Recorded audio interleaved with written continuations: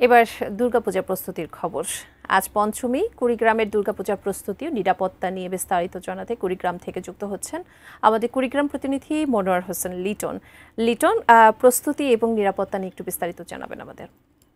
পূজা মণ্ডপ হচ্ছে, সেই সংখ্যাটি হচ্ছে 537টি এবং এই 537টি পূজা মণ্ডপের মধ্যে 33টি পূজা মণ্ডপ বিশেষভাবে নিরাপত্তার ঝুঁকিতে আছে, সেটি আমরা জেনেছি। এবং আজকে আমি যেখানে দেখেছি কুড়িগ্রাম জেলার একেবারে সদর উপজেলার এবং দক্ষিণ পাড়া পূজা মণ্ডপ, এই পূজা মণ্ডপে আমি আছি এবং এই পূজা মণ্ডপে কিছুক্ষণ আগে র্যাবের যে এডিশনাল এসপি তিনি নিরাপত্তা নিয়ে বক্তব্য দিয়েছেন।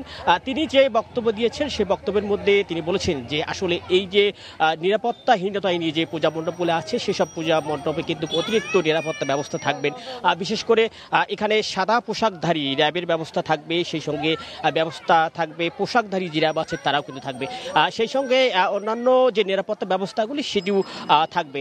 এছাড়াও জেলায় যে পূজা মণ্ডপ হচ্ছে, আমরা যেটি জানি যে গতবারের চেয়ে এবার কিন্তু 20 থেকে 25টা কিন্তু পূজা মণ্ডপ বেশি হচ্ছে, সেটি কিন্তু আমরা জেনেছি। এবং এসব পূজা মণ্ডপে উৎসাহ উদ্দীপনা নিয়ে তারা পূজা মণ্ডপে তারা কাজ করছেন। বিশেষ করে আমি সনাতনী অনেকের সঙ্গে কথা বলেছি যে তারা নিরাপত্তা নিয়ে কোনো সংখ্যাবোধ করতেছি না, তবে তারা বলছে না আসলে আপাতত নিরাপত্তা। এই পঞ্চমীর কিন্তু আজকে সন্ধ্যার সময় তাদের একটি বিশেষ পূজা রয়েছে, বিশেষ আর্চনা রয়েছে।